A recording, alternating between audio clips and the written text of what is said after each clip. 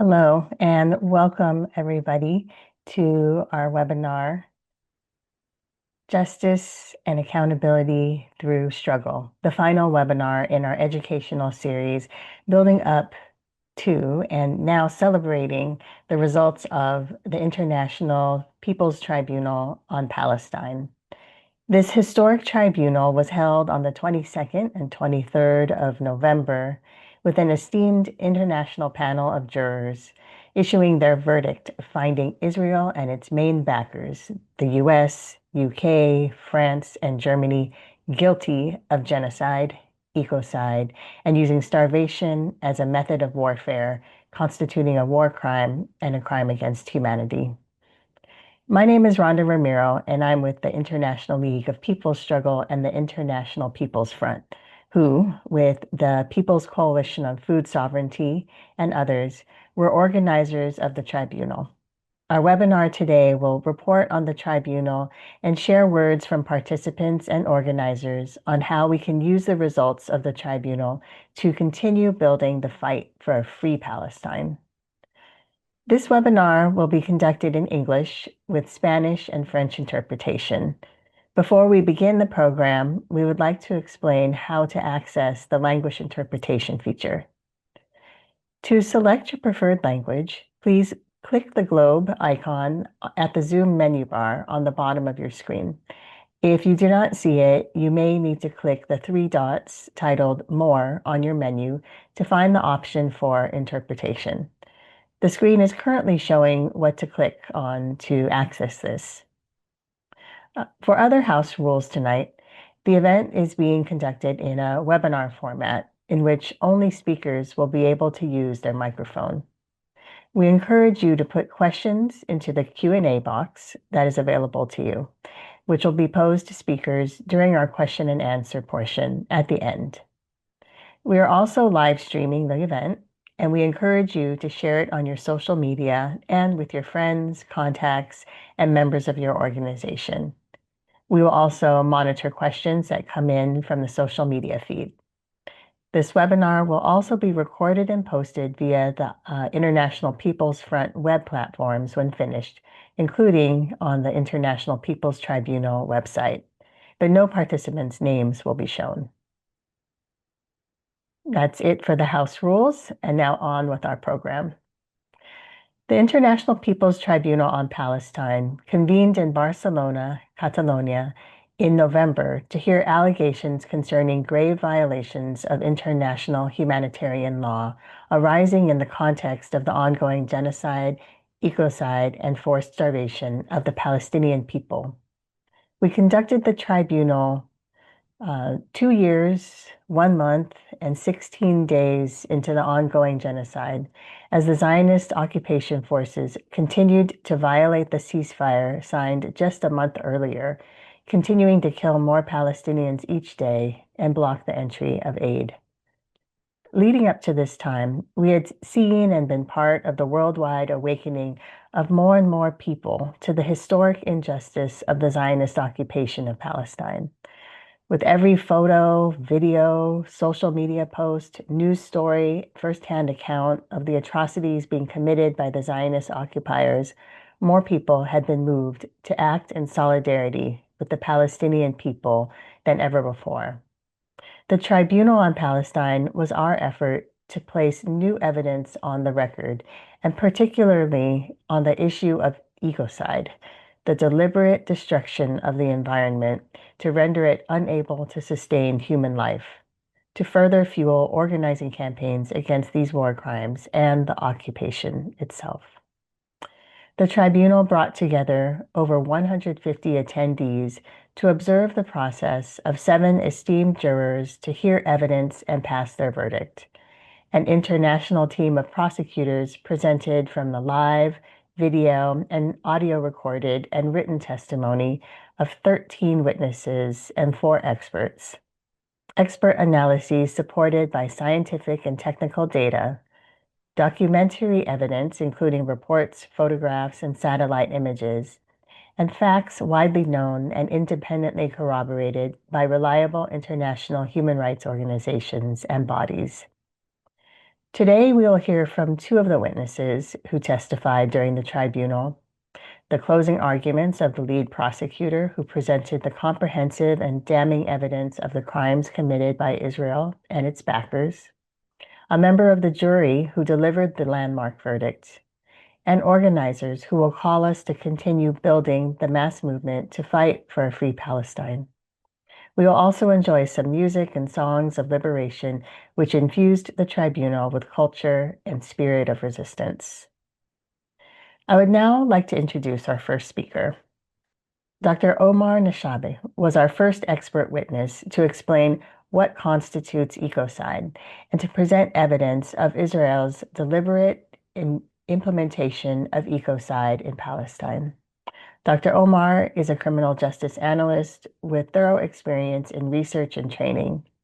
His fields of specialization include human rights standards for law enforcement agencies and security sector reform, international criminal law, countering and preventing violent extremism, gender-based violence, and prison reform. Dr. Omar could not join us live today, so we are playing an excerpt from his testimony during the tribunal. I now present to you Dr. Omar.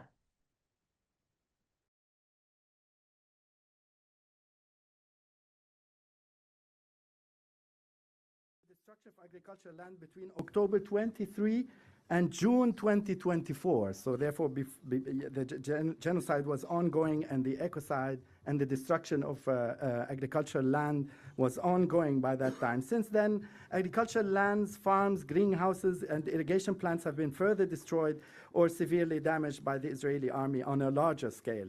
Now, I would like to show Exhibit 3, please. Exhibit 3, the satellite image. 3.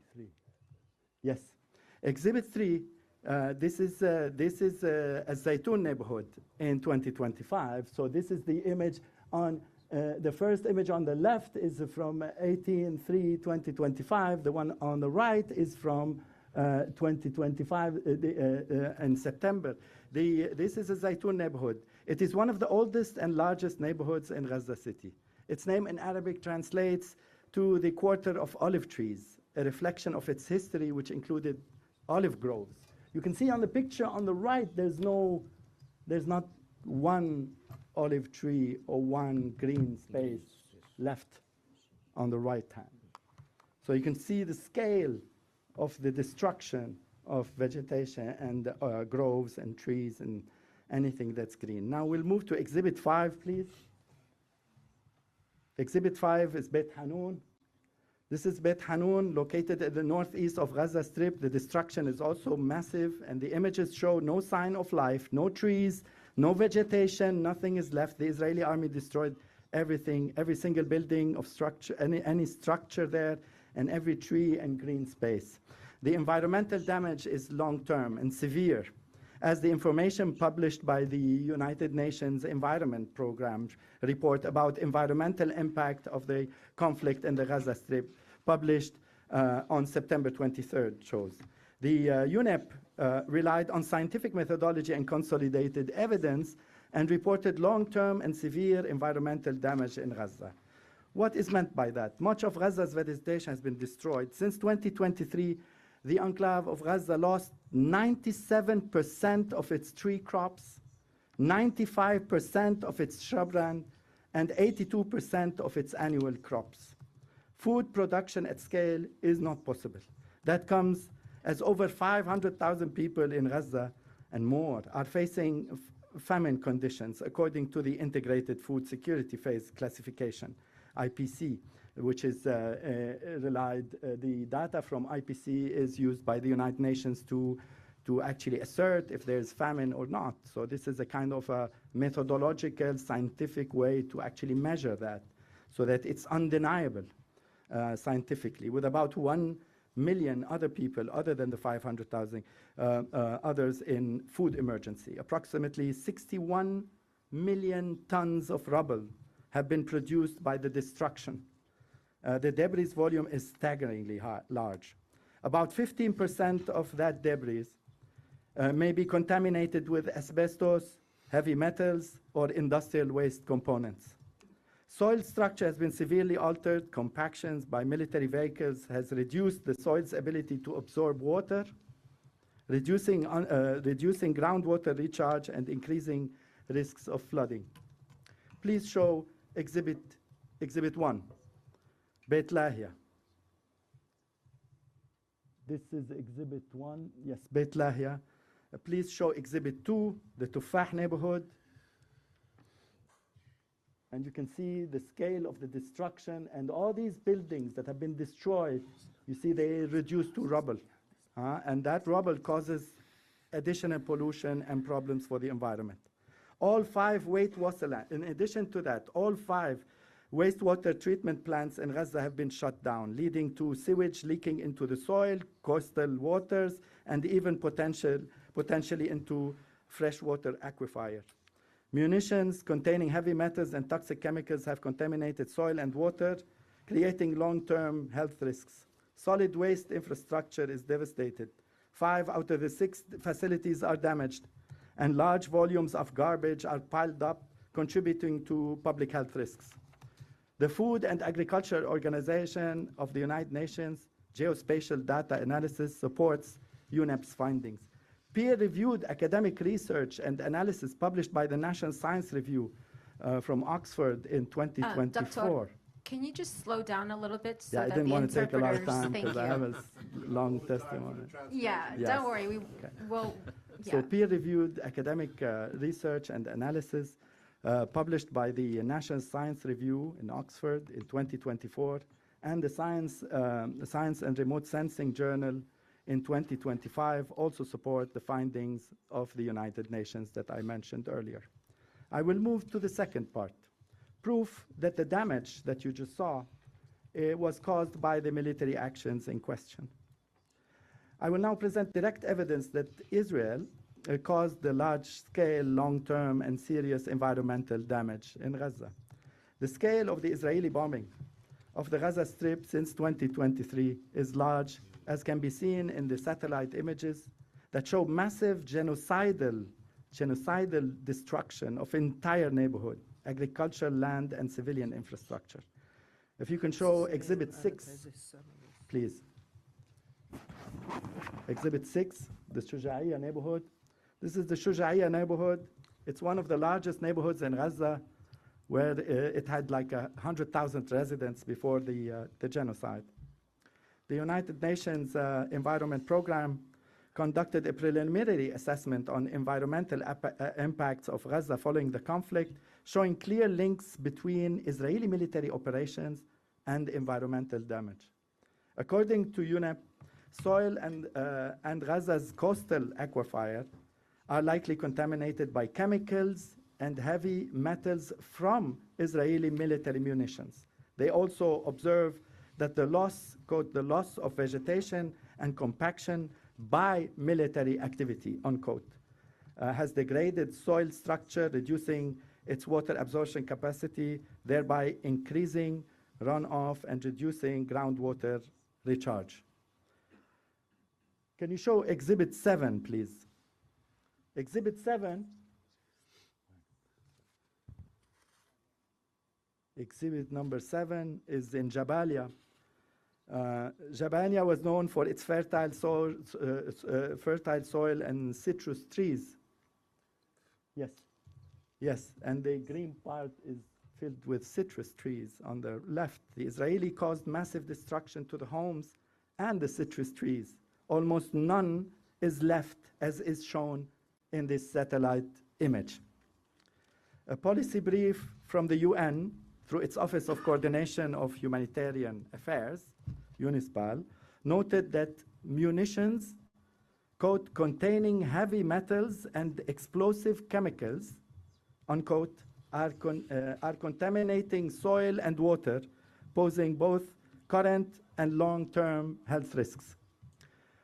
According to a UN Special Committee report presented to the UN General Assembly in September 2024, debris includes infrastructure, unexploded ordnance, munitions, white phosphorus, industrial and medical waste, and even human remains.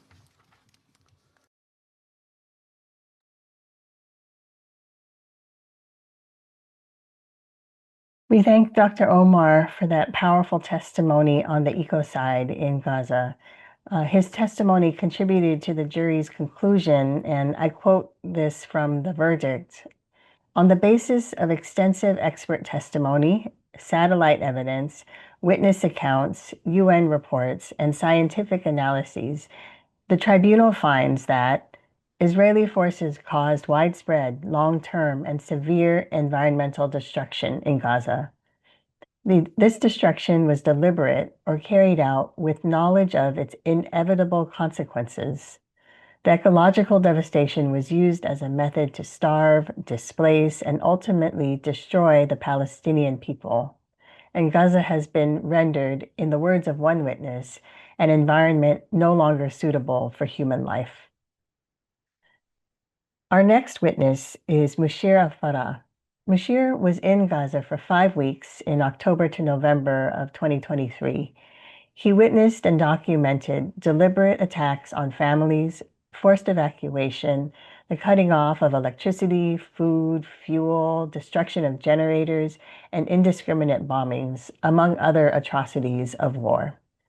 Mushir is currently working on a documentary about the genocide in Gaza, and his video recordings and photos were among the most powerful accounts leading the jury to conclude in its verdict, and I quote, Israel imposed conditions of life incompatible with survival, including total electricity shutdown, the destruction of energy infrastructure, water, plants, wells, desalination facilities, and sewage treatment systems, the destruction of agricultural, animal, and poultry sectors, industrial and fishery sectors, systematic obstruction of food, fuel, medicine, and baby formula, the denial of humanitarian access, bombardment of hospitals, schools, universities, churches, mosques, shelters, camps, and remaining habitable areas, and increased risk of epidemics. To speak in his own words, I give the floor now to Mushir. Thank you very much. As you said, I was there for 5 weeks, and the first thing that shocked me and shocked everybody in my town, I was in Khan Yunis in the southern part. We are used to the eastern province of Khan Yunis. Those are the towns of Bani Suhayla, Khuza'a, and Abasan, fleeing, leaving their homes under bombing every Israeli attack in 2009, 2012, 2014, 2021. They leave. We're used to that. But the new element was the forceful displacement under bombing or the threat of bombing of hundreds of thousands from the northern parts of the Gaza Strip, in places like Beit Lahia, Beit Hanun, Jabalia, Gaza City itself, at the orders of the Israeli army, under bombing and threat of bombing, flooded the town of Khan Yunis. You could see it everywhere, every street, every square. It was such a shock of like forceful displacement, and I call this an international law call it war crimes.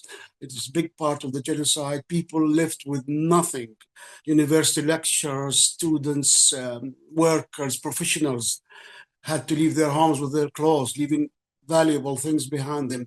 That was the first part of what I saw, and it was such a human tragedy because the town cannot cope with this all hundreds of thousands, but people's welfare, people took women into their homes and men were on the streets on cardboard. It was still warm.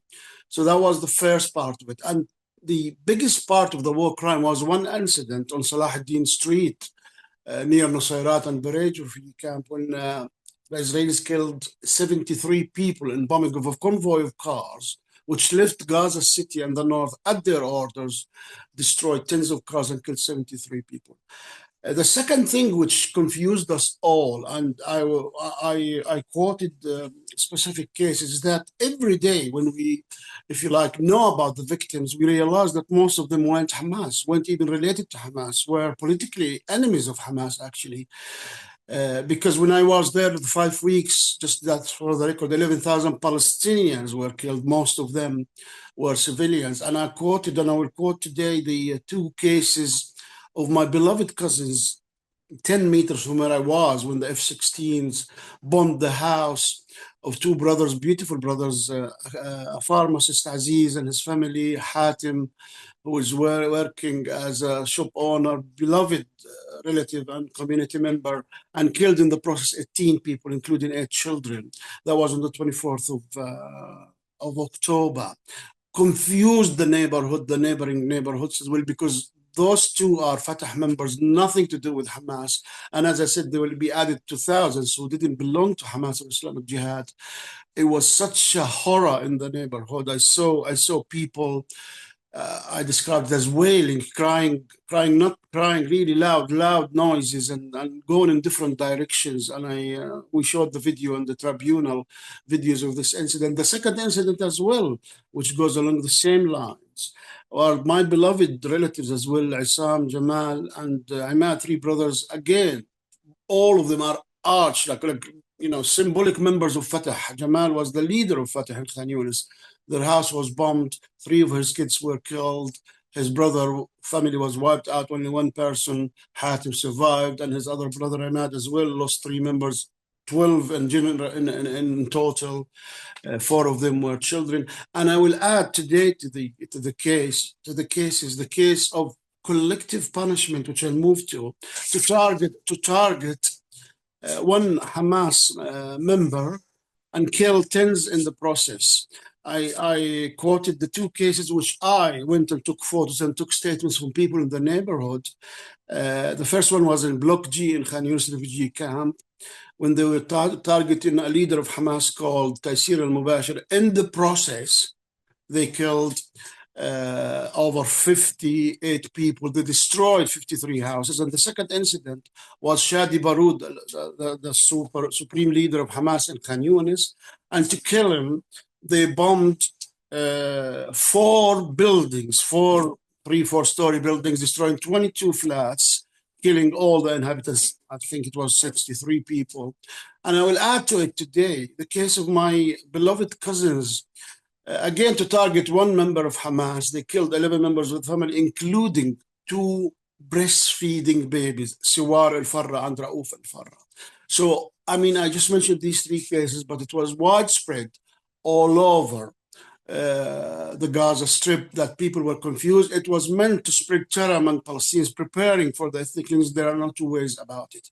Then came the issue, obviously, of the war crime of using starvation against people by cutting food. Food supplies were cut from day 1, electricity, fuel, and water. And it wasn't a secret, because Yoav Gallant said we are fighting human animals and we are going to cut all these 4 things. And I could see it from day 1, no electricity, completely forced on the domestic level. People lost their whatever they had in the freezers of chicken or meat or whatever eventually. And of course, hospitals and the stoppage of generators, the bombing of generators, main generators in the area and water wells. Unbelievable. I saw the queues swelling in Khan Yunis. I took 2 videos. The first was after a week of cutting off the food, and I could see the queue was 60, 70 meters. A friend of mine went 6 o'clock in the morning, Hamoud, his name was, to bring a loaf of bread, and he came back home 2:45. So it took him more than 8 hours to get a loaf of bread. And then 3 weeks later, when I took the same footage of different areas and the same area, the queues swelled to more than half a kilometer. It was a real tragedy. And of course, fuel, no transportation, nothing. People were terrified. And that was war against people with no doubt at all. Because we, as I said, when we counted and we knew the people who were killed, we were very confused. People were very terrified, because everybody thought they were going to be a target, and they were a target. Like my home, my own house, the one I was born in, was bombed for no reason. After I left, was destroyed completely for no reason. There was no one there, no activities, just they destroyed the house. They're making a point of spreading fear among the people, and it has worked. And obviously what followed from forced displacement should be part of our campaign against this horrific war crimes, the forceful displacement of of hundreds of thousands, the bombing of entire neighborhoods. It was just unbelievable, beyond understanding, beyond the definition of a civilized or the only democracy as it's called by the Western governments. And I've seen this with my own eyes. All these, we should put them in the right context. They are war crimes, no doubt about it. To target civilian population is a war crime. I was honored to be part of the tribunal because we really should put it in the right context. The world should know about this, should know that targeting even tents, intended camps, time and time again, to target one Hamas member or jihad member and kill in the process 50, 60, or even over 100 in the case when they targeted Mohammed Deif, the leader of Hamas. So they are committing war crimes. They are committing genocide against the Palestinians. By definition of genocide experts and by the definition of people who know about this stuff, not as a rhetoric, this crime is still ongoing. Only yesterday, an entire quarter in the beach camp was bombed. Again, just to target one person, killing tens in the process, in violation of what the so-called ceasefire, and there's nobody is complaining, nobody is saying anything from the international guarantors of this ceasefire. It's just Israel is acting still with impunity, with the support of the countries that the tribunal is accusing, and those are the United States, France, Germany, Britain, of course, and other countries, and Arab regimes as well, who are allowing this genocide to happen. This must be mentioned because if you create a land corridor, a land passage for Israel to have supplies to compensate for what the northern Yemenis did by targeting Israeli ships, trying to stop the genocide, this is really enabling the genocide by those countries. And I name Saudi Arabia, United Arab Emirates, and Jordan, the regimes, not the people, of course. We have nothing against the people. I just want, before I finish, to bring to your attention something that nobody knows in the world now happening in Britain. There are 6 to 8 hunger strikers from Palestine Action. Those are young heroes who tried to stop the genocide by attacking factories that supply Israel with weapons, for instance, the drones, the Hams 900 drones and other weapons in Britain. And when I say attack, they sprayed them with red paint or whatever. And they are arrested and they are on hunger strike. Some of them are for 44 days now, some of them are 23 days. We are very concerned about their lives. And I hope that participants in this webinar will take this message to their communities, because these people need support. The British government is shamefully not even accepting to receive messages and letters and petitions talking about these people. So please spread the message. The tribunal was a real eye-opener. I really was impressed with my Dr. Omar Nashabi's participation, especially the word he wants us to use, which wasn't used because it's not an expression, which is metacide, it's not genocide or ecocide. I was impressed with the youngsters. I was really heartened, lifted by the presence of all those beautiful youngsters and not youngsters as well, from all over, from Canada, from America, Philippines, New Zealand, Norway, whatever. We have to continue with these tribunals because they are, if we can have young people with us, they are the future. And the message must be passed to people. We are not in it alone, Palestinians, because those forces who are fighting us are the same forces who are fighting deprived and needy people in every single country in the world. It's the same multinational corporations. It's the same people who are contributing to the military industrial complex of Israel and all these big powers. It's an international struggle which must be on this track. Internationalism, everybody who's fighting for justice and freedom is part of this fight, not only the Palestinians. Once again, I thank you. I'm honored to be with you today and every day. Thank you very much.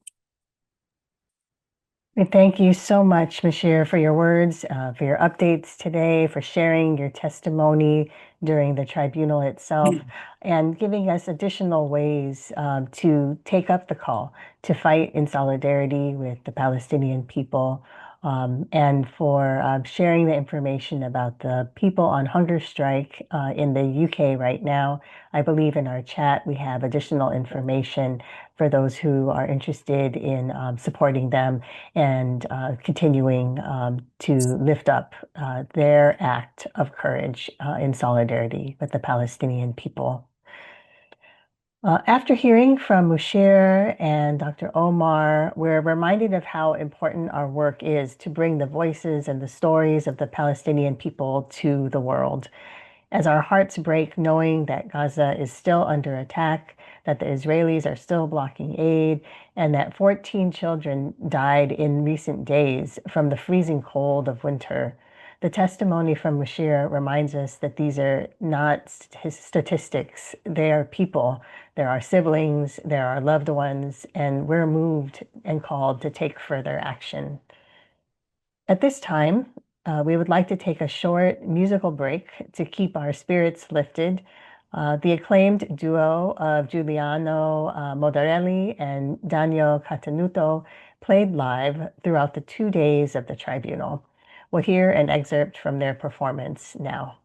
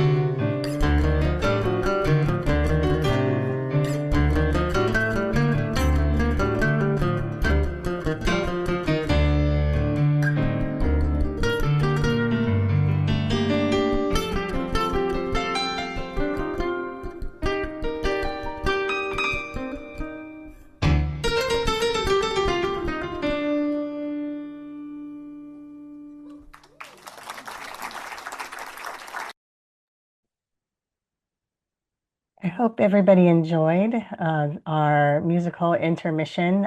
I know that during the tribunal itself, people actually requested Giuliano and Danilo to play additional songs when they would end. So I'm sorry that we can't have them here live, but we hope that you enjoyed that intermission. Now we'd like to hear the closing arguments from our prosecution team. So it really does take a village in some ways to conduct a tribunal. You have our organizers, of course, we have our witnesses. We also had a distinguished panel of prosecutors who took forth the indictment and gave life to it by asking questions of our witnesses to tell a story, to paint the picture of the horrific genocide and ecocide happening in Palestine. The panel of jurors was led by a lead juror, the acclaimed and distinguished Belgian lawyer Jan Vermont, who specializes in criminal law, international humanitarian law, and human rights law. He has been a bureau member of the International Association of Democratic Lawyers, one of the endorsers of the tribunal, and a member of the prosecution team of many other international people's tribunals as well. It was quite an honor to have him there. I'll just read a short excerpt from the indictment that the prosecution brought to the tribunal, which set the stage for the arguments being made in the case against Israel and its backers. And I quote from the indictment. I quote from the verdict, excuse me. The indictment brought by the people of Palestine against Israeli political and military leaders and the heads of several Western states alleges that Israel, with the indispensable support of the United States, the United Kingdom, France, and Germany, has committed genocide and ecocide through the intentional destruction of the natural environment, the deliberate inducement of famine, and the systematic targeting of civilians and civilian infrastructure. The prosecution asserts that these acts, including the devastation of agricultural land, water systems, food production facilities, and natural resources indispensable to life, amount to gross violations of the international humanitarian law and international human rights law, as well as violations of the Genocide Convention, the Rome Statute, and customary international law.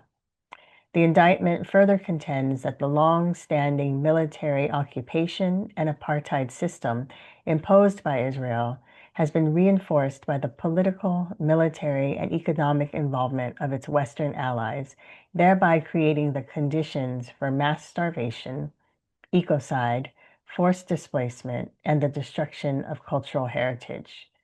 It details acts such as the decimation of over 98% of Gaza's agricultural sector, the killing of nearly all livestock, the contamination of soil and water with toxic munitions, the destruction of wells, orchards, agricultural food infrastructure, and fishing plans and greenhouses, and the imposition of a total blockade denying food, water, fuel, and medicine. These acts are alleged to constitute a coordinated campaign to annihilate the Palestinian people by destroying both their means of survival and the ecological foundations of life itself, amounting to genocide, ecocide, war crimes, and crimes against humanity. At this time, would like to play closing remarks or closing arguments by our lead prosecutor, Jan Vermont, who couldn't be with us here live today. Ecocide, educide was mentioned, and it's extremely difficult to find the right terminology to describe what we have heard.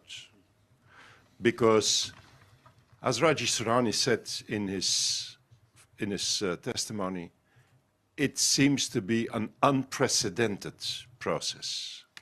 It's a process of such amplitude, it's violations of such an amplitude that it's difficult to put them under one legal category, and it's even difficult to find a word to describe all this. And I think I liked a lot what Dr. Amar Nashabe said this morning. He suggested to call it metacide. Metacide, the destruction of everything. And I think that is actually what we heard through the testimonies and the witness statements we heard. I don't want to go through everything, but 100% of the food production destroyed, as Mohammed al-Bakri explained. The food distribution destroyed. The third day of this conflict, the whole fishing industry destroyed. The land burned to the point where it is black and cannot be, you even can't use it again for agriculture. I was particularly puzzled also about what Dr. Diana Nazal showed us. The price of flour from €8 to €1,000 a kilo. Flour is bread. It's the basic food of humanity since agriculture started. Tomatoes, €163 for a kilo. So you destroy the production. You make sure that the prices go up so that people can't make bread. You destroy the bakeries. You destroy the warehouses. And that is how you organize forced starvation. It's not only about not letting food in. It's a much more, I would say, holistic process. It's a process where you destroy every possibility for the people of Gaza to have access to food. Every single possibility. And then we saw this scheme from Dr. Nazal a few moments ago. How when you destroy every possibility for the people to feed themselves, how it destroys the body. From the hair to the skin, the organs, everything. We heard about and we saw examples of the habitat being completely destroyed, the houses. We heard about how medical care is made impossible. I was sometimes things are in the detail. When Mushir al-Farah made his testimony, and when we saw these terrible images of buildings being destroyed, I was struck by the fact that one of the first people who was killed there, one of the first, was a pharmacist. So you kill doctors. You abduct them and torture them, as we know has happened. You have snipers shoot at medical personnel like it happened in the Nasser hospital. You kill the pharmacists. You bomb the house of the pharmacist. So that all these terrible consequences of war and all these terrible consequences of the starvation, that there is even no possibility to get medical care, to try to somehow, I would say, help the people with the wounds and help them also with all the medical consequences of what we have heard. You destroy the energy infrastructure, because if you destroy the energy infrastructure, then you can't produce water, clean water, and if you can't produce, you can't pump water from the wells to the agricultural land. You destroy the sewage treatment, so that diseases spread, which you then can't heal. You can't take care of the people because you destroyed the medical infrastructure. And you destroy the education. You destroy the universities. You destroy absolutely everything. You try to wipe out the memories. I would say, from a legal point of view, of course, yes, this is indeed an act of genocide, as it is defined by the Convention on Genocide, imposing living conditions intended to destroy the group. Could it be more clear from what we heard the last days that this is indeed imposing living conditions intended to destroy the group? I think there can be no doubt whatever that this is indeed what we have witnessed here in these 2 days. But as Rajesh Surani and Umar Nashabe also underlined, it goes beyond the destruction, the physical destruction of the people of Gaza. It's also the destruction of the rule of law. It's also the destruction of international law. It's the destruction of the only alternative, as Raji always says, to the rule of jungle. And so I think this process, this tribunal, is a part not only of trying to defend the people of Gaza and the Palestinian people, but it's also a part of trying to protect the rule of law against the rule of jungle. If they don't do it, we have to try. With limited means, with limited possibilities, but if all these initiatives throughout the world of solidarity, of all these initiatives trying to do their small part of work, to take that small part of possibility in this gigantic struggle for accountability and also finally for the rights of the Palestinian people to self-determination and to be left alone, as Dr. Nazal said, by the international community, to live their lives.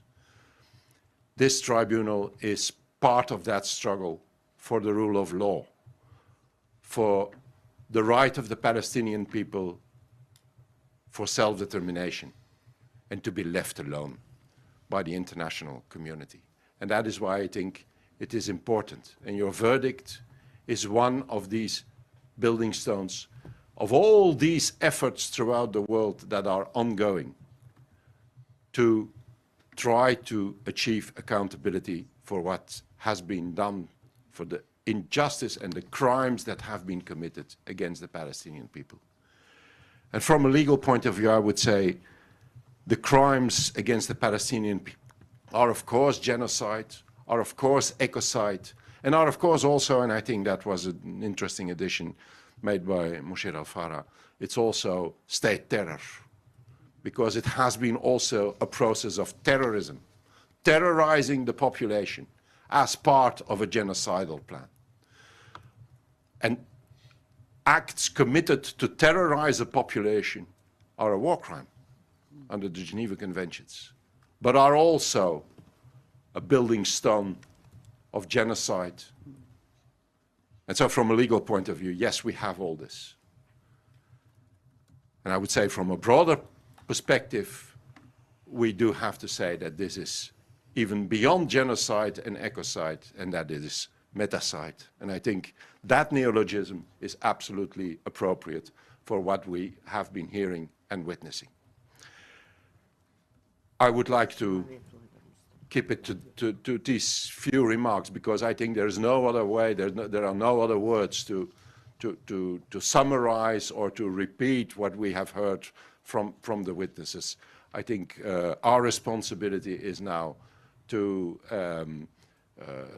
use the verdict I'm absolutely sure you will render, to use that verdict to continue to create awareness, to continue to to help the actions that are needed to develop, to help the boycott, divest, and sanctions movement, and to help all these other solidarity movements. Your verdict will be another element, another instrument that we can use in those movements, because as said by the last witness, the liberation of the Palestinian people is the work of the Palestinians. But, of course, international solidarity is absolutely essential. We thank Jan for his very powerful and convincing closing remarks, really summarizing the testimony of all of the witnesses that came to the stand and who presented their words through live, like Mushir and Dr. Nishabe and others, or through written testimony or video or audio recordings. He really captured the life brought to the stage through the words of people who had been directly impacted by the war, genocide, and ecocide. The next person that we'd like to hear from today is Sagari Ramdas, who was a member of the jury who listened to, watched, read, studied the testimonies of the 17 witnesses over the 2 days, heard the arguments by our prosecutors, and conducted extensive deliberation, and then delivered their verdict on the charges. Sagari is a veterinary scientist and a member of the Food Sovereignty Alliance, and she has worked extensively with rural and Adivasi communities in India. Sagari, thank you for being here, and the floor is yours. Thank you so much, Rhonda. Thank you to the ILPS for organizing what I think is an extremely important post-tribunal meeting.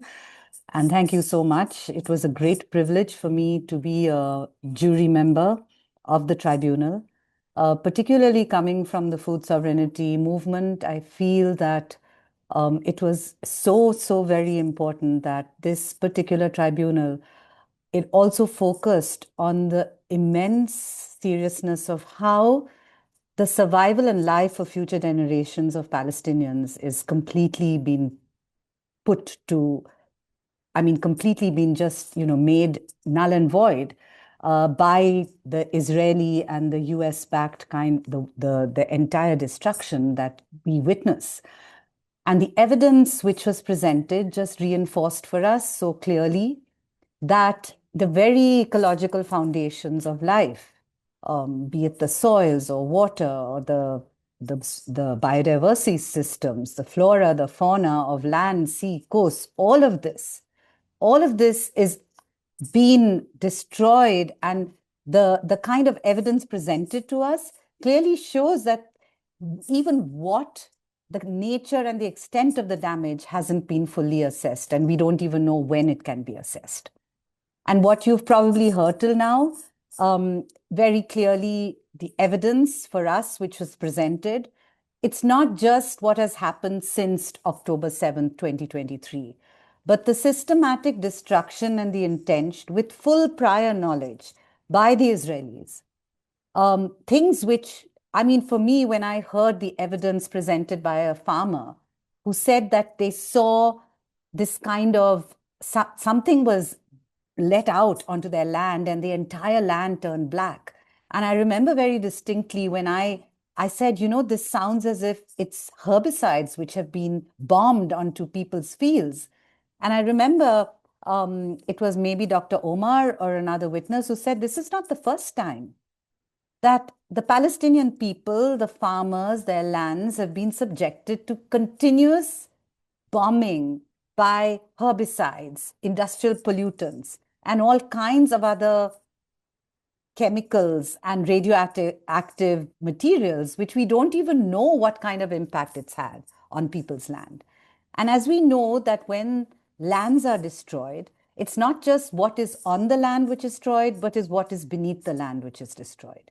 It's the water systems, it's the groundwater systems, it's the microbacteria, it's all the life which is within the land, which is what gives us the ability to live on the land. And all of this, and I think for me, the most striking was that when within the first 3 days of this, of post-October 7, they have targeted and the killing of all the fisher peoples, the destruction of every single fisher boat, even in the limited area which the Palestinian people had to feed themselves. So you destroy all the fishing capacity, you kill all the fisher peoples, and then you proceed to destroy and pollute all the seas, the oceans, by having not only bombed people's lands and bombed the people who are producing the food from the sea, but then you destroy the sewage treatment plants, so that today you have a situation where sewage is going directly into the seas, so that we know exactly what happens, that the ability for the sea to reproduce all that amazing marine life is being completely destroyed and rendered lifeless. So soil being rendered lifeless, water being rendered lifeless, the seas being rendered lifeless. What does that mean? It essentially means that the survival and the life of future generations have been put to stake, right? Not to mention then the biodiversity, and I think you've probably heard of that, right? We couldn't get over the fact when we saw the satellite pictures. There were lands prior to October 7th, which were green with olive trees. And it was very clear there was vegetation. And then post the bombing, post October 7th, these are wastelands, completely destroyed, barren lands. I never realized that that Gazans fed themselves with all these amazing greenhouses which they had, self-sufficient in vegetables, self-sufficient in fish, nearly self-sufficient in all their meat and dairy products. So you have this highly dense, most densely populated part of the world with their amazing skills, knowledge, ingenuity, capacity, experimentation, inventiveness. You're self-sufficient, right? And when we talk about food sovereignty, we talk about this, right? Your ability to produce and feed yourselves based on what your resources are, based on your cultures, based on your knowledge. And systematically, this has then been destroyed. I will not forget the farmer who presented with such difficulty the fact that even in these situations, they're still trying to grow a tomato. Still trying. And I'll never forget them saying that even if we had one seed, and right now it's the onion season, right? Growing the onions. Even if we had one seed today, we'd still try and attempt to grow our onions. Because what we have here very clearly is that with the destruction of the soils, the water, the biodiversity, and the targeting, the systematic targeting of the food system, both the production side, the distribution side, and then at the other end, the consumption side, Europe basically created a situation where people are being forced to be starved, that your ability to produce your own food has been undermined. And I just want to go back to our verdict, because I think this captured for us the entire situation of how the food systems have been systematically destroyed, which for me, I just imagine, because what the narratives we hear through mainstream media, if at all you hear anything, is about the denial of food aid. It's about how the relief workers have been targeted. It's about the weaponized of food called US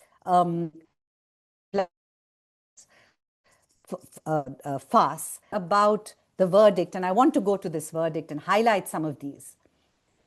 The fact that over 97% of trees have been destroyed, many of which were fruit-bearing trees. The fact that at least 98.5% of croplands have been damaged, inaccessible, or both. Over 70% of their crops have been destroyed, from wheat to every other crop. And the farmlands that have not been totally destroyed, most of them has been made inaccessible by threat of gunfire and expanding buffer zones. As of April 2025, 83% of agriculture water wells destroyed, 85% of greenhouses have been damaged or destroyed. And we saw these on the satellite pictures, right? Greenhouses standing, and post October 7th, the complete and utter destruction of greenhouses. Over 80% of Gaza's fishing sector assets which have been destroyed. And coming to the livestock industry, which constituted 46% of Gaza's net agriculture output prior to October 2023. In fact, one of our witnesses spoke that 100% of the livestock have been destroyed and damaged. In fact, in our verdict, we also say that 97% of Gaza's entire animal wealth has been destroyed. This includes poultry, dairying, meat, milk, and everything. And since Israel's total blockade on humanitarian commercial inputs were reinstated, this has resulted in the further deaths of the balance 20 to 30% of the remaining livestock. No more seeds available.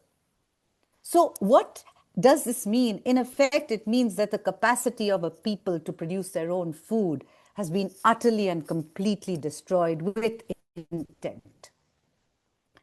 And for us, we then concluded that all of this, if you look at the impact on starvation, and when we are concluding our conclusions on starvation, it clearly showed that the Israeli occupation has systematically deprived the Palestinian people of objects indispensable to their survival, including food, water, agriculture resources, medical supplies, and means of livelihood. And I will not forget the doctor who also pointed out to us that when peoples are starved, you're also talking about the severe impact on your mental health, on the reproductive capacity of future generations, the impact on children. The fact that so many children today are not even being able to meet the kinds of milestones of growth which they're supposed to.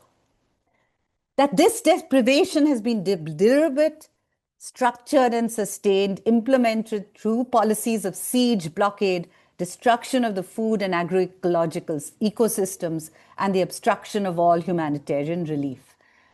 And therefore, we as a tribunal, we hold the defendants guilty of starvation as a method of warfare, constituting a war crime and a crime against humanity, which is a part of a broader strategy of domination, displacement, and destruction of the Palestinian people.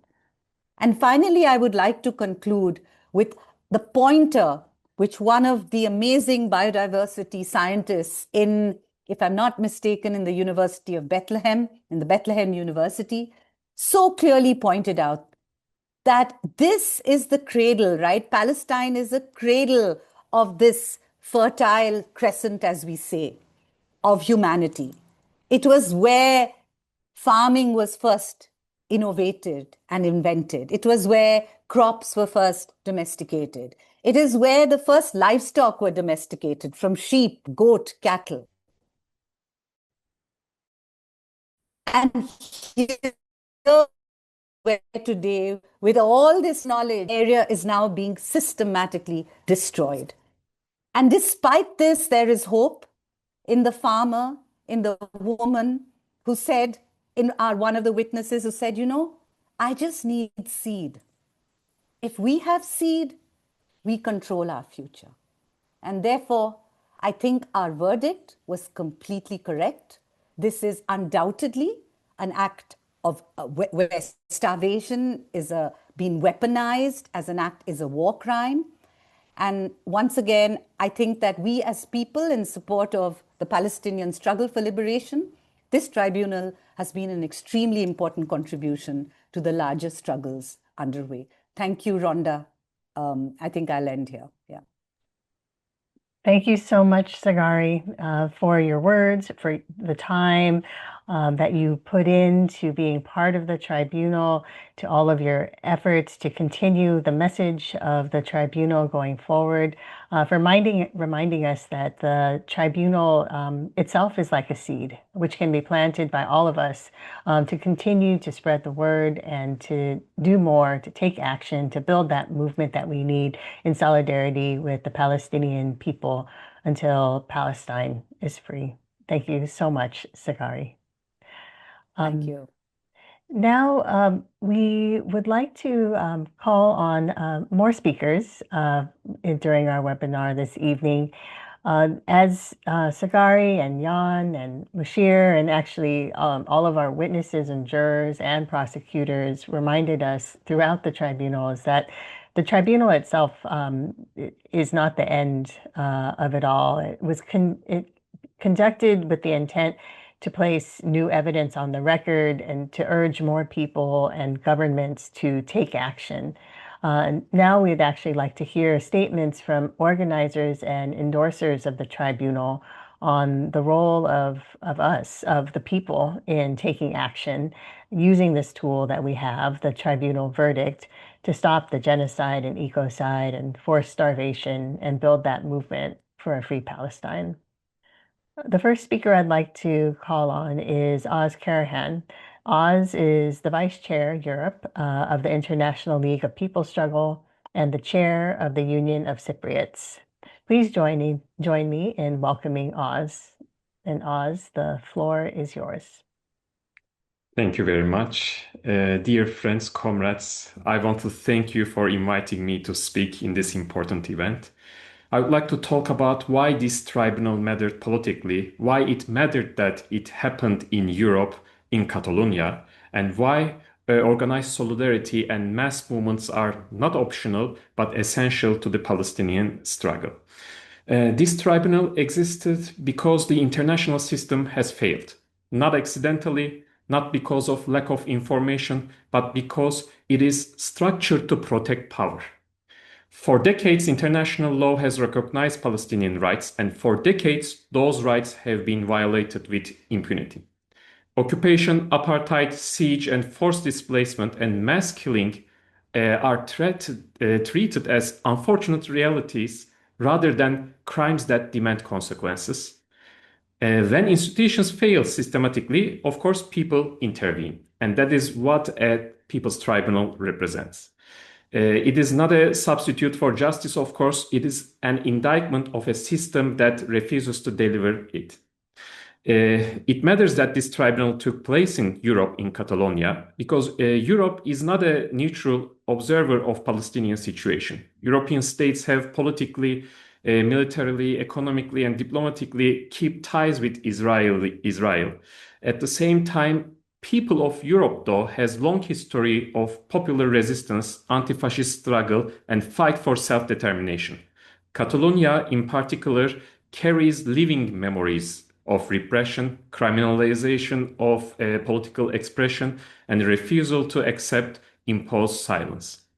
People's tribunals exist because justice cannot wait for permission from those who benefit from injustice. They exist because silence is not neutral. Silence protects the oppressor. And this tribunal did not treat Palestinian suffering as a humanitarian tragedy detached from politics. It named the system for what is it? A settler colonial project maintained through military violence, racial hierarchy, and international complicity. That clarity, I believe, matters. It is also important to recognize that this tribunal was supported collectively. Organizations that are part of ILPS Europe from across the continent supported the work before, during, and after the tribunal. This support reflects a broader understanding that Palestinian liberation is inseparable from the internationalist struggle. No single organization owns this process. It is sustained by networks of movements that shares analyses, resources, political commitments across the borders. And this brings us directly to the role of the mass movements. History does not move forward because power becomes ethical, as we know. It moves forward because people organize and force change. Colonial systems do not dismantle themselves. Apartheid does not end through polite appeals. Every serious victory against oppression has came through sustained pressure from below. And of course, Palestine is no exception. States have failed, international institutions have failed. Legal rulings, even when they exist, are meaningless without enforcement. This is why mass movements are not supportive of the Palestinian struggle. They are its material force. Global solidarity movements have broken through decades of censorship and distortion. They have challenged the narrative that resistance is violence while terror is security. They have exposed corporate and international complicity. They have refused the criminalization of Palestinian resistance and insisted on naming occupation and apartheid as crimes, not opinions. Students shutting down campuses, workers refusing complicity, artists rejecting normalization, communities mobilizing in the streets. This is not symbolic action. This is how political pressure is built. This is how isolation is broken. This is how power is confronted. The tribunal is part of this movement of ecosystem. It does not replace struggle. It sharpens it. It provides political clarity, documentation, and collective memory. It strengthens the ability of movements to argue, organize, and resist attempts to erase and rewrite reality. At a moment when genocide is justified in real time, when language is manipulated to excuse mass killings, initiatives like this tribunal insist on truth from perspective of the oppressed. They refuse the logic that some lives are negotiable and some rights are conditional. The task now is not to commemorate the tribunal, of course, but to use it, to carry its findings into our movements, our institutions, our organizing, to turn truth into pressure and pressure into change. Justice will not come from above, it will come from organized people refusing to accept injustice as normal. Thank you very much again for inviting me to speak, and I'm happy to be here. Rhonda, floor is yours. Thank you very much. Thank you so much, Oz, for so clearly stating the role of both the tools such as the tribunal, as well as the role of us, the people, to use these tools to build our movements, to build the movement in solidarity with Palestine, and for the liberation of Palestine from the river to the sea. The tribunal is part of that movement ecosystem, and so clearly laid that out. Thank you. As an example of this harnessing of tools for movement building, I'd like to now share with you a song. We'll have another musical break, a song performed by US activists, written in solidarity with the struggle for a free Palestine. It's called Leve Palestina, or Mabuhay Palestina, and it's recorded by the US activists during a cultural evening. So I would now like to move to the recording. Thank you.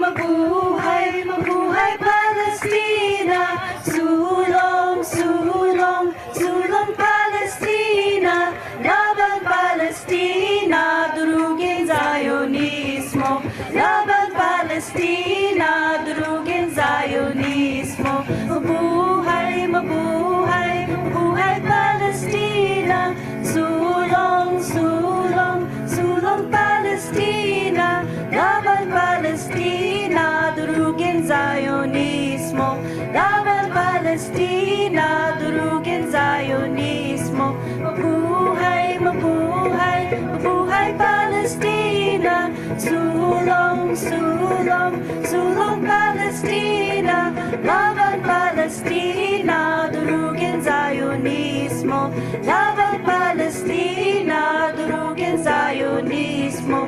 Nililinang ang lupa,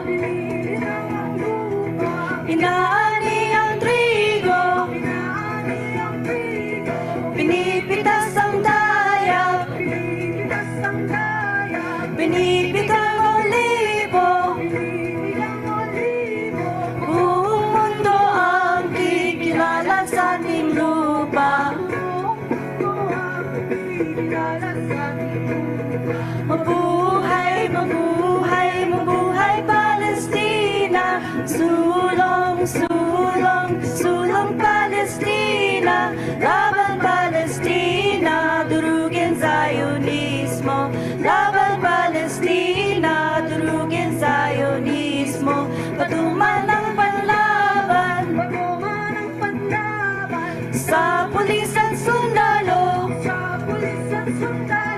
buong lakas na lalaban, sa pasistang mananako,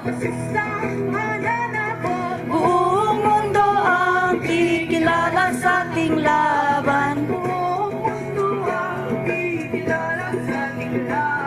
Mabuhay, mabuhay, mabuhay Palestina, sulong, sulong, sulong Palestina, laban Palestina, durugin Zionismo, laban Palestina, durugin Zionismo, palalain ang bayan, mula sa imperialismo, ibabangon ang bayan, patungong sosyalismo, buong mundo ang kikilala sa ating laya, mabuhay, mabuhay, mabuhay Palestina, sulong, sulong, sulong Palestina, laban Palestina, durugin Zionismo, laban Palestina, durugin Zionismo. Viva, viva Palestina! Viva, viva Palestina! Viva, viva Palestina! Viva, viva Palestina! From the sea to the river! From the sea to the river! Palestine is forever! Palestine is forever! From the river to the sea! From the river to the sea! Palestine will be free! Palestine will be free! Mabuhay Palestina, sulong, sulong, sulong Palestina, laban Palestina, durugin Zionismo, laban Palestina, durugin Zionismo, mabuhay, mabuhay, mabuhay Palestina, sulong, sulong, sulong Palestina, laban Palestina, durugin Zionismo, laban Palestina, durugin Zionismo, mabuhay, mabuhay, mabuhay Palestina, sulong, sulong, sulong Palestina, laban Palestina, durugin Zionismo, laban Palestina, durugin Zionismo, sulong, sulong, sulong Palestina. Thank you. I hope everyone enjoyed that musical offering from the tribunal and the message to free Palestine, long live Palestine, strengthen and lift up the people, bring down imperialism, bring down Zionism, and let's build a new world. I wish we had some translations for the song that we could share with you, but that's generally the gist of it in Filipino. Thank you. Now, for our final speaker of today, I would like to welcome one of our co-conspirators in organizing the tribunal, and really one of the people who conceived of undertaking such an effort, Razan Zweiter. Razan is the founder of the Green Resistance Movement, the Arab Group for the Protection of Nature, which has planted over 3.2 million trees across Palestine, Lebanon, and Jordan since 2001, reviving the lands of more than 43,000 farmers and supporting 300,000 family members. She strives to advance the principle of sovereign and integrated Arab food security and climate justice on both regional and international platforms. She holds a BSc in agriculture and an MSc in plant production from the American University of Beirut. Razan is the founder of the Arab Network for Food Sovereignty, and she also co-chairs the People's Coalition on Food Sovereignty and serves on the League of Arab States Subcommittee for Hunger Eradication. It was such an honor to work with Razan on this tribunal, and an honor to welcome you here now. Razan, the floor is yours. Thank you so much, Rhonda. Thank you for organizing and all the organizers, and thank you for the speakers. I want to begin by reflecting on what this important moment means for us as Palestinians. To share here in gratitude for the ILPS People's Tribunal on Palestine for the intifada that has united countless hearts committed to justice, is to witness a profound shift in global consciousness. Let us continue then in this fight. For so long, the vocabulary that captures the systematic magnitude of crimes committed against people and land, such as settler colonization, genocide, ecocide, forced starvation, has been denied to us. For generations, we have fought colonial gaslighting that dictates who is allowed to resist as though our survival were negotiable. They tried to determine the criteria of genocide that keeps our people outside of its scope. They insist ecocide is a collateral damage because they view our land as a sacrifice zone for the maintenance of a settler colonial entity.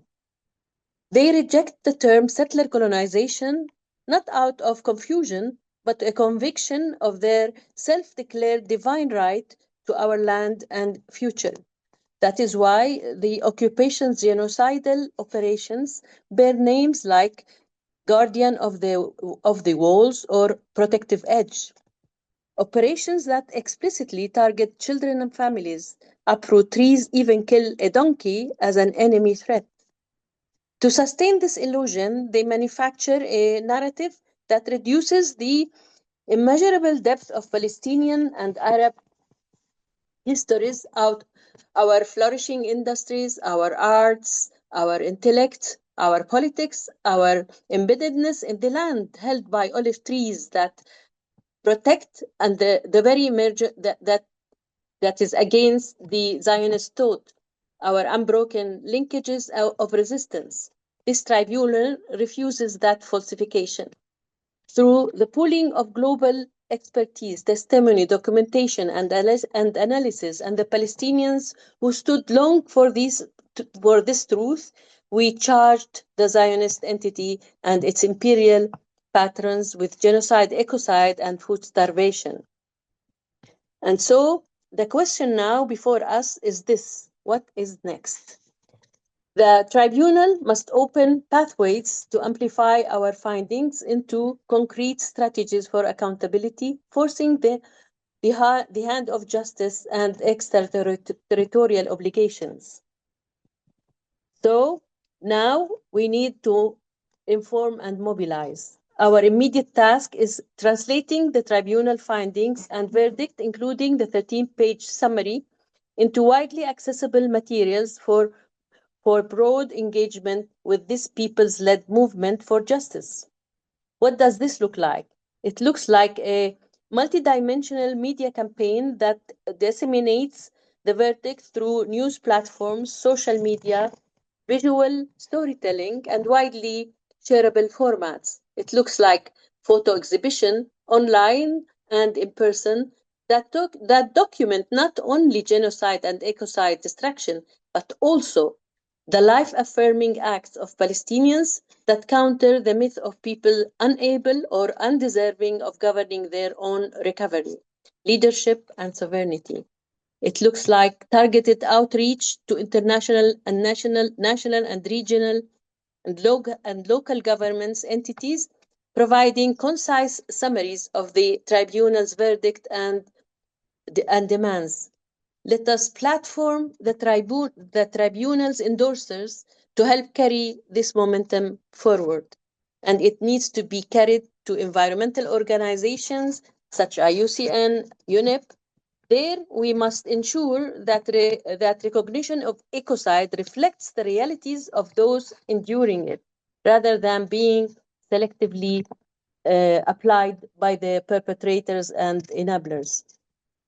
This means creating knowledge infrastructures that translate findings into institutional precedents, databases of lawyers, academics, researchers, tracing the supply of chains that sustains genocide, ecocide, and any machinery of settler colonization, and can apply legal pressure for immediate divestment based on the verdict of the tribunal and advisory opinions of the ICJ.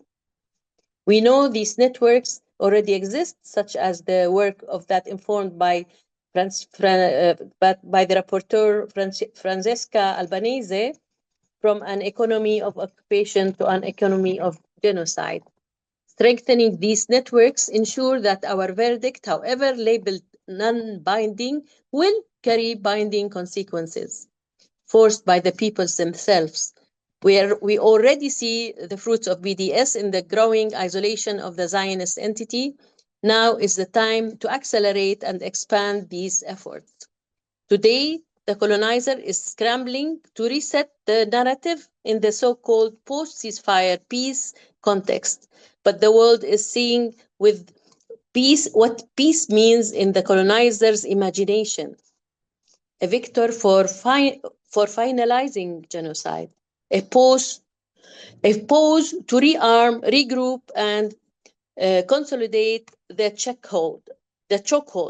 Germany reinstates arms exports after momentary pause in killing, as if the deaths of 680,000 Palestinians were a mere administrative inconvenience. The Zionist entity's plans to siphon Gaza's offshore gas reserves to Europe remain intact. The occupation is treated as a legitimate partner in recovery, as it continues to destroy the very foundations of recovery.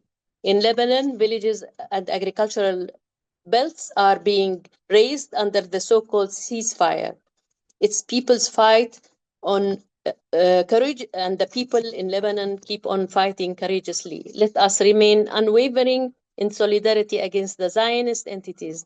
War on the life, wherever it falls properly of a greater Israel extends, as the people of Sudan endure war crimes and mass starvation driven by an extreme and extremely funded scramble for resource wealth. Let us stand with their fight for life and sovereignty from all forms of colonial pillaging.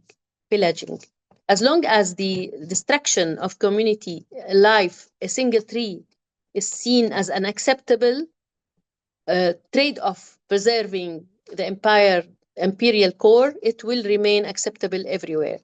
Our post-tribunal efforts must therefore be firmly rooted in a broader unifying justice. Turn now to the farmers who keep planting in Palestine. With our organization, farmers are planting olive trees and vegetables and even returning wheat to the fields of Gaza. The occupation believed it had dismantled the ecology's agricultural capacities and cultures that nourish life.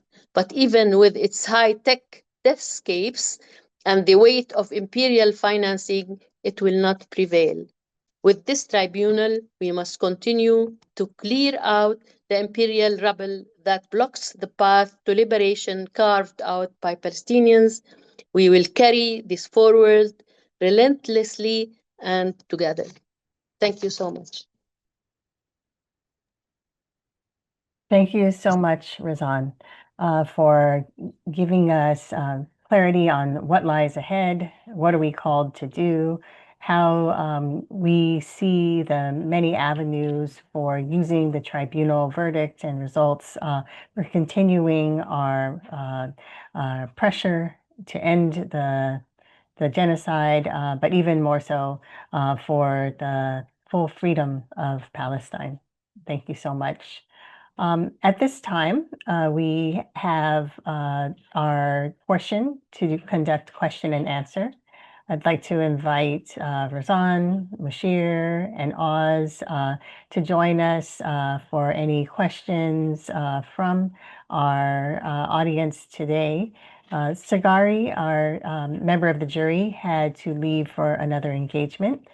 She sends her apologies, but we do have organizers and Mushir here who are ready for any questions. At the moment, we don't have any in the chat. Please do feel free to type your questions into the Q&A chat box in Zoom. I believe we're also calling some from social media through the live stream. So if you know people who are watching us there, please encourage them to also ask questions. And while we don't have questions in the chat yet, I can also invite Mushir, Oz, Razan, if you have any questions for each other, if you have, Yes. you may please go ahead. Yes, Mushir. Yeah. I liked what Razan said that, and everybody is in agreement that it's a start, and we should continue with it, continue exposing the crimes, because as we all know, I'm preaching the converted state in facts here. It hasn't started on the 7th of October, but long decades of Western imperialist attacks on every aspect of the Palestinian people's rights and lives. And I really like what Oz mentioned when he talked about racial hierarchy. It's really a very important issue to remember that it is supremacy, it's racial hierarchy, it's all these combinations of ugly principles that are combined in Zionism that is affecting Palestine and the world in general. Because if we think about the dirty hands of Zionists, you can see them everywhere in the world. Everywhere, Latin America, Africa, anywhere, any attempt of liberation of people, you will find the Zionists with the imperialists there oppressing the people. And I'm really concerned about Sierra Leone at the moment, because there is a great president called Ibrahim Traore who's really working for his people. And we hope that he will survive. Against Venezuela as well, we should really, from this meeting, express our utmost solidarity with the Venezuelan people against foreign forces in the form of the United American imperialism and internal forces in form of the right-wingers who are helping the people, helping the imperialists against their own people. So it's the first step, as Razan and everybody agrees. And I would like to offer that, if just an idea, if you think, the organizing committee of the tribunal, that in a few months to come, if we think of having another session, if there is a need in Britain, I'll be very happy to coordinate it here with your help. I think it will be important that a country that is enabling genocide, we have a tribunal in the heart of the country. Spain is a great country, but it didn't enable genocide. But if we have it here in Britain, where this government, this shameful government, has carried out more than 600 surveillance sorties above the Gaza Strip to help Israel, when they are still training Israeli soldiers up to 2 months ago, when they are manufacturing weapons and spare parts for the most lethal weapons that are killing Palestinians. I think it's symbolic to have it here as well. It's just an idea. If you're happy, I can help organize it. We have a strong campaign here in Sheffield. We can do it with your help. We can support you to have a tribunal in months to come if there is a need, more statements, or more witness statements from different, because we shouldn't die down. It shouldn't die down, definitely. It should continue. And as I said, it should continue in the spirit of internationalism, because we are all, the people of Philippines, the people of anywhere, workers of New Zealand, Britain, even, as I say always in my speeches, even the people who are trying to stop the pay rise, the legitimate pay rise of workers, are part of the operation of Palestine, of this military industry complex. Even if people who are trying to cut the pensioners' allowance everywhere in the West, in Western Europe, are part of the same junta, the same group of evil forces. So great to be with you. Really honored to listen to all the speakers. And hopefully, as Razan said, and it's a very important question, what next? Thank you. Thank you so much. Razan. Thank you so much, Mr. Farra, for being always there, in the Barcelona. You made us all stand in respect to this great courage of Palestinians and Gazans. And I want to say that there is big gratitude, Rhonda, from everybody that heard about our work, from Palestinians. I get lots of feedback, lots of people so happy, so hopeful that they are not alone. So I want to say this. And as we all agree, even if we just disseminate the information, these witnesses, these reports everywhere we go, because people tend to forget. As we know, if people do not forget, then the people would have risen for Palestine long time ago. It seems it's a trait of people to try to forget wars or injustices. We have to remind them all the time, and we have the material from this tribunal, a very rich material. The third thing I want to say that with the network of lawyers that helped us set this tribunal, we should cooperate in arranging for legal cases. I was in Turkey attending a big conference on Palestine last week, and I mentioned the tribunal, and many lawyers were interested to join in the follow-up of this tribunal, and we asked for some funding to raise cases, because it seems everybody can raise a case against genocide and ecocide and against individuals and anytime. So maybe, hopefully, in the coming early days, we can connect people together, and maybe our lawyers in this tribunal and judges can be part of, and the others that can be united in the same way forward. I wish. Thank you, Rhonda. Thank you. So many ideas being generated from this tribunal in combination with the efforts being done by campaigns such as BDS, as Razan had mentioned in your closing remarks, the continuing education that can be done, advocacy and campaigning. So thank you. The floor is still open for questions, if there are any from our audience, or any further comments from our panelists.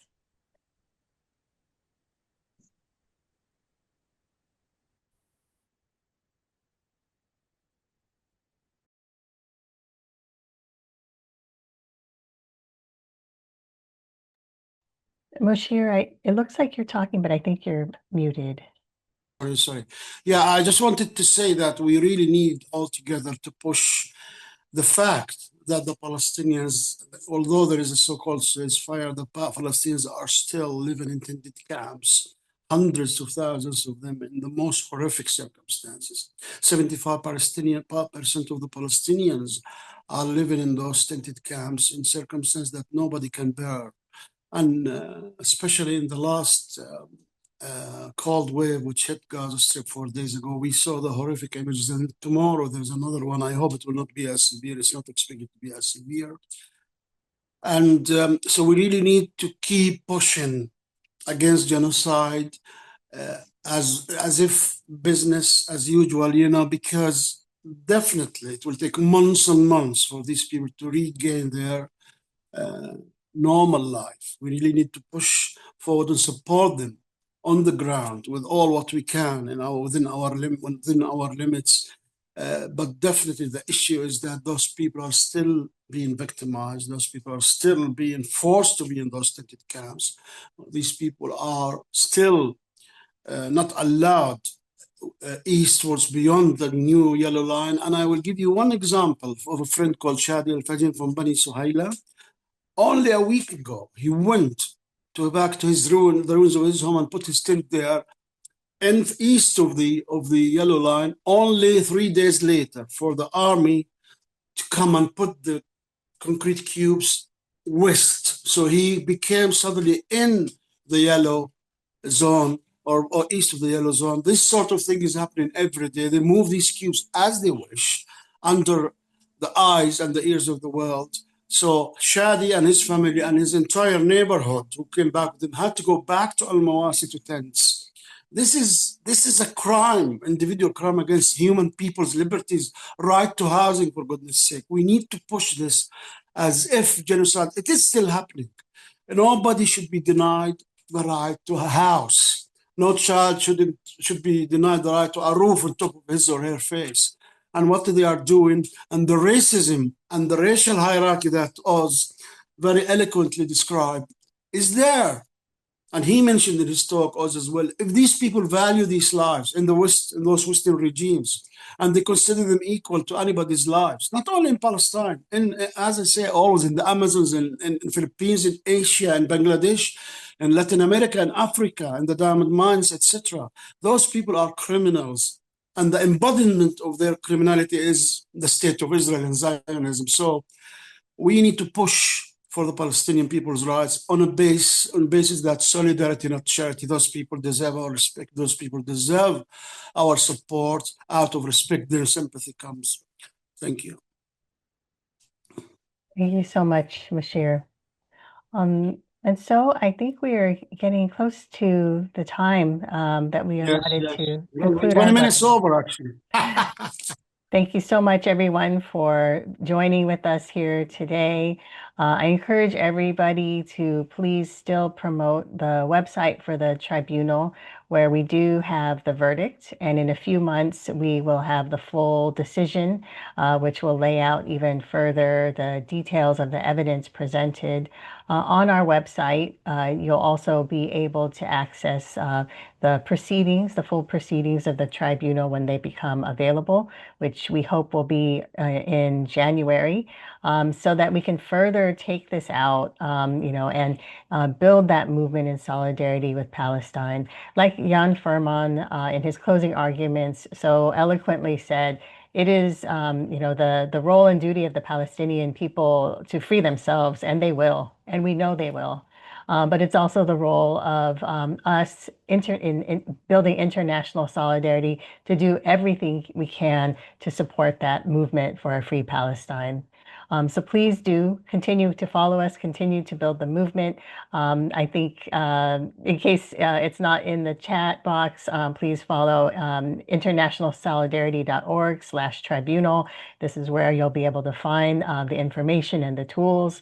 And let's just continue to build that movement until Palestine is free from the river to the sea. Thank you.